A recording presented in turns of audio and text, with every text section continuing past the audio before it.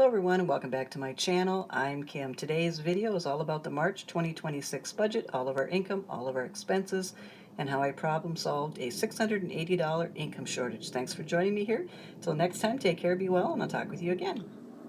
Okay, let's take a look at March 2026 budget. I'm a little late, sorry. I've got an income shortage of $680, which I've known about for a few weeks. Income number 1 is my husband's, number 2 is mine. I'm at 30 hours a week for now, 4 7.5-hour days, two that I commute and 2 that I stay home. So after taxes, medical, dental, and 401k, my husband brings home $2,800 after taxes, and I have 2 different types of retirements at my job, 401k, Roth, and a Roth IRA. I bring home $1,000 versus $1,680. So when we knew this, there was things that we had figured out in February and at the first part of this month that we were discussing that we really needed to replace. First of all, I didn't have a working vacuum cleaner anymore. Second of all, we did not have a working carpet shampooer. And with an older cat, not that he misses a litter box, because he doesn't. He's still real good about that and uses a litter box, even at 18. But he does throw up 2 or 3 times a week. And yeah, I use carpet sprays or shampoos and stuff like that. But we really, have always gotten compliments that our carpet, even though it's down to the pad, basically, because it's almost 30 years old, never been replaced. We've taken really, really good care of the carpet. When I first moved in here, not really knowing much about carpet, I shampooed the heck out of it. I used to shampoo the entire apartment 3 times a year. But it slowed down as the carpet has gotten thinner and thinner. But still, it's in good shape. There's not a stain on it. So I really needed to replace the shampooer. I had spoke about in one of the videos that the dining room set that we've had for many, many years is just really uncomfortable for me to sit at. We do sit at the dining table several times a week. On the weekends, we do play board games when we get time, just different things. And of course, we sometimes have friends in. And the chairs are really uncomfortable. We've tried every type of chair pad, and we've just given up. So we got the dining set from a friend, I'm guessing probably close to 22 years ago.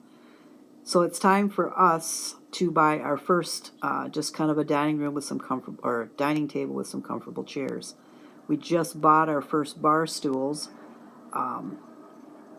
here about, I don't know, a year ago maybe. And we've been in the apartment 16 years, and our home that we had together in the first part of our marriage, we also had an island, and we never had bar stools for that. And our first dining set that we had in our home was given to us by my sister-in-law. And so we've always had hand-me-down furniture, and we do have a few pieces that we've bought over the year ourselves, and we just need to replace that dining table. Now, it is an emergency, but it was something that was on our minds, as well as replacing a vacuum and a shampooer, which neither one were working any longer.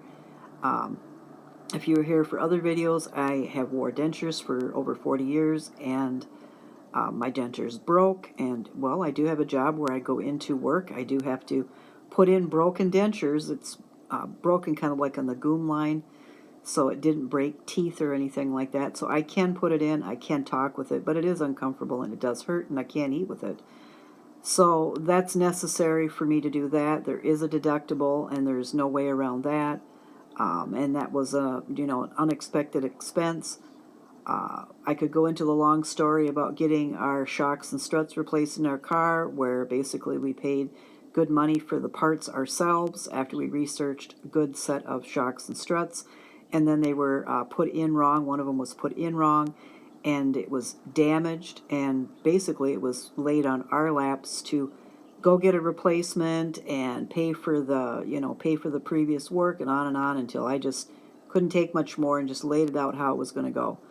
Because we bought the shocks and struts, and in good faith we gave them to the mechanic that has worked in our car, and one of them was installed incorrectly, and there was just no getting around it, that he could uninstall it and we could go get another part, but we were not paying for the new part to be reinstalled, even though normally you would have to.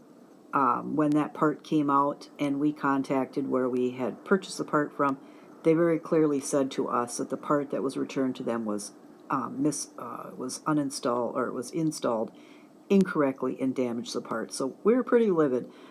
So we're pretty happy to be done with maintenance on this car and everything that needs to be done, and we're looking forward to getting our new car. So there was things like that that cost us $100 and some more to get somebody to look at it after the work was done to make sure that it was done correctly.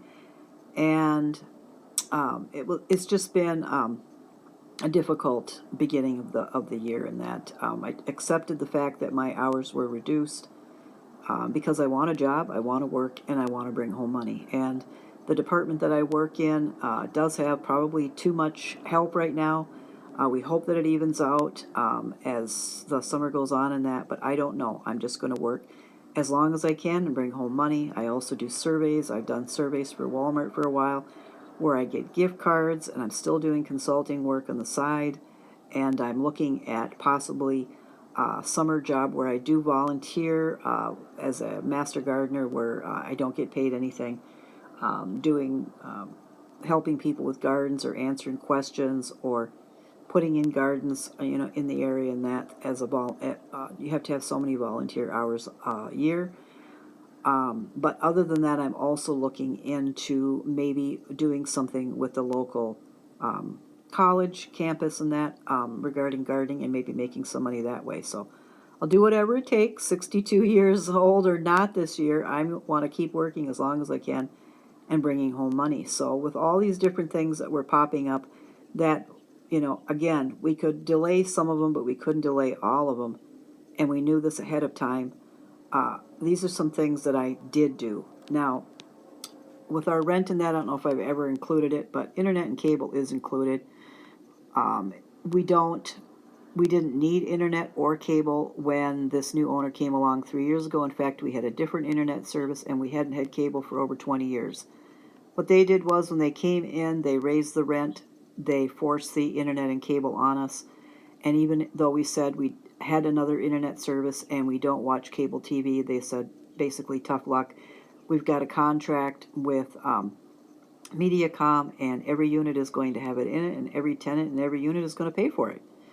So whether you like it or not, you just consider it an increase in your rent. And for us, that's $115. That we pay every month. We don't watch cable TV. It's just as simple as that. We haven't in over 20 years, and we don't plan on starting it now. So, but there you have it. It's $115 whether we like it or not. And when we had internet, when they first purchased it, we ended up getting rid of that internet service because we weren't going to pay for both. So, and then we also pay pet rent. So that's included in the $15.50 a month.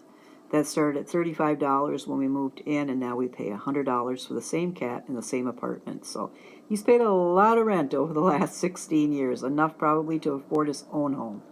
So our rent is $15.50, and there's no negotiating anything different in that. As far as our electric bill, it has been running $165, $167, but now we have unplugged everything. So everything that we can unplug in this house at the end of every evening, we do, and our electric bill this month was $147. As far as phones and that, we looked at when we upgraded my husband from a track phone to a smartphone. The bill was like $167, and it would be a 3-year contract for a phone, paying $20-something every month. And we got our taxes back, and with our taxes in the very first part of February, we paid off my husband's phone so that we could switch companies if we wanted to. I certainly wasn't going to pay a fee every month to pay off a phone. I wasn't going to pay an installment every month. I just wasn't interested. Our goal all along was to pay off his phone, and then once you pay off the phone, you don't need the protection. But if you don't pay off the phone, in order for the protection to kick in, you have to come up with all the money at once. So I went ahead and used the taxes. He had I think it was a $500 balance left in the phone, paid it off, and our phone bill is now $101.85. We dropped the roadside on our current car. We really don't leave town much with it anymore. We've got a couple of more trips that we want to take out of town, and one day trip. Other than that, we generally now stay in the area and get groceries, or we have groceries delivered. So we're not really worried about it. We've never used it. So our insurance went from $85 down to $71. We pay that at a year at a time, our whole premium, because otherwise there's a fee every time you go and hit the pay button. We do that with our renter's insurance as well. That's $30 a month. We just pay it all up front. Otherwise, there's a fee to actually pay for it. Groceries in that were $400 is what we have budgeted. Like I said, I have done some surveys where I received gift cards, so I've lowered what we've had to pay for groceries so far. I think we've just purchased a little over $200. I want to do a pantry stock every month where I buy up to $25 of the stuff just to keep our pantry stocked. $50 for household. Basically, that's just stuff like dish soap or laundry soap or toilet paper. My cleaning products are pretty cheap, and I only buy those a couple times a year: vinegar, bleach, and hydrogen peroxide. We don't use paper plates or paper towels or napkins, so we don't need any of that. I don't really have anything in the household that we need to repair or take care of. We got plenty of light bulbs, throw rugs, so cleaning agents are taken care of. As far as laundry and that, we just use laundry soap. We don't use dryer sheets or any of that kind of stuff. Toilet bowl cleaner, I use bleach in the toilets. The cat, underneath his budget, that takes care of his litter, any of his treats, some kibble, and his wet food, so $96 for that. And we basically had enough litter. We were like a bag ahead of litter. He's got plenty of treats, and so we're just using up his food. So far in his budget, as of the 18th, we've only spent $24. We stayed home every day this month except for 2 days, one when we had to go get groceries and tomorrow when I have to go to the dentist. And then we took 10% of our income, as we have pretty much made a rule, and we put that into savings. So $3,800 in income. $29,2085 has been spent on expenses, and then we had some sinking funds that we wanted to sinking funds or envelopes that we wanted to stuff. I guess it was just sinking funds here to use up the rest of that income. So I'm looking on Facebook Marketplace for a dining room table and chairs. So we're giving that some time because we've got the time. So with the $680 shortage, basically just makes us wait a little bit to get the things that we wanted to get, or it makes me use some creative means, as I've done, in order to make up for that $680 shortage. So I've tried to do more surveys. I've worked for Walmart's Spark community for I think 3 years now, where you can, it's a invite. I don't know how I ever got it. It was invite only, and surveys are like $5, and I just try to do as many as I can. I also have done 2 consulting jobs. One of them that I did on a weekend, so I got paid for that. So just different creative ways, kind of put some things off, amended some of our ideas about things, did some extra work, lowered some costs on some of our bills, and was able to problem solve that $680 income shortage. The new vacuum and shampoo are ones that I wanted. I was okay with buying ones that weren't, exactly what I wanted. And the ones that I purchased, I had a little money saved last month, and then I saved $200 this month with the income from our first checks, and was able to order a shampooer and a vacuum. And I love them both. One was $127, one was $123, and it's worked out great. As far as my teeth, I've made arrangements with the dentist, instead of going and getting a brand new upper stuff that to get used to in that, which I really don't look forward to any of that, to maybe work something out where we could repair my original one, which I would be very happy with. That would make me very happy. So I wouldn't necessarily need a deductible, and I wouldn't necessarily have much more than $200 to come up with, which I already have saved. As far as glasses, we usually get those from an optometrist, and it's been, I think, close to 4 years now, and my husband's eyes are bothering him, and one of his safety glasses are no longer in perfect shape. They got scratches on them and they're broke. One of the sides are broke. So we need to have eyeglass appointments, and we need to get some eyeglasses. I haven't had different glasses in 27 years. So I have, actually I have a pair that I got 33 years ago that I wear the most. And then I had a pair that I got about 25 years ago that I wear as a backup. So it's time. A lot of things that we have, like our car, or the fact that we're still in this apartment, or our kitty, or even me, or some of our furniture in that, is kind of past the point of replacement. We should have replaced it a while back when maybe things were a little bit more affordable or a little easier for us to obtain. I don't know.